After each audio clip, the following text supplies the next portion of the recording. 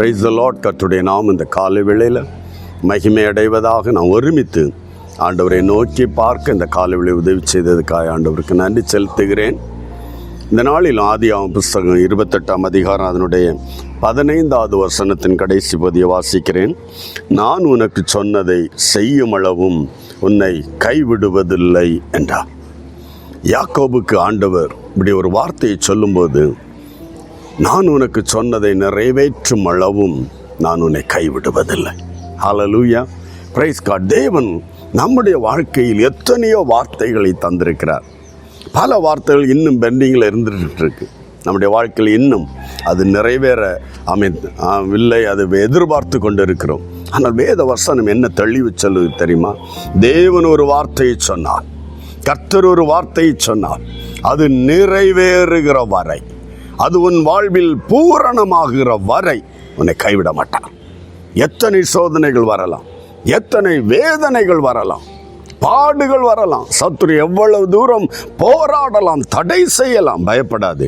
கர்த்தர் சர்வ வல்லவர், அமைதியாக இருப்பார். அவர் ஆத்திரப்பட வேண்டிய அவசியம் இல்லை. சகலமும் அவருடைய ஆளுகைக்கு உட்பட்டு இருக்கிறது. ஹல்லேலூயா. இந்த காலை வேளையில் கர்த்தர் ஆமேன் உனக்கு சொன்னதை நிறைவேற்றுகிற வரை ஆமேன் கைவிடவே மாட்டார், கைவிட மாட்டார். பயப்படாது. ஆமேன். கைவிடப்பட்டது போல ஃபீல் பண்ணுறாயா? இந்த வார்த்தை இருதயத்தில் பதித்துக்கொள். என்னை கைவிட மாட்டார்.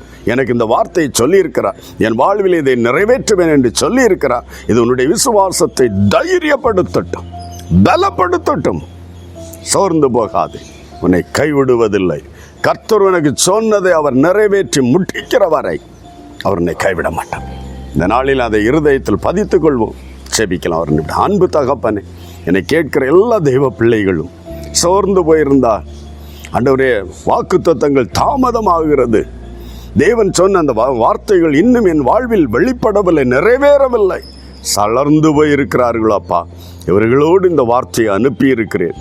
நான் உனக்கு சொன்னதை நிறைவேற்றுகிற வரை ஹல்லேலூயா நான் உன்னை கைவிடுவதில்லை என்ற வார்த்தை நம்முடைய பிள்ளைகளுடைய இருதயத்தின் ஆழங்களில் ஒரு உணர்வை தூண்டி எழப்பட்டும், ஒரு சாகத்தை கொடுப்பதாக கர்த்தர் இப்படி கட்டளையிடும்படி செபிக்கிறோம். ஆண்டவரே, ஒவ்வொரு இருதயங்களும் பூரிப்படையட்டும். என் ஆண்டவர் என்னை கைவிட மாட்டார் என்று விசுவாசத்தை உறுதிப்படுத்தி ஜெயத்துடன் தலை நிமிர உதவி செய்யும். நீ அப்படி செய்ய போகிறதுக்காக நன்றி. ஆசீர்வதியும் இயேசுவின் நாமத்தில் பிதாவே, ஆமென். அவர் உனக்கு சொன்னதை நிறைவேற்றுகிற வரை கைவிடவே மாட்டார். God bless you. Praise the Lord.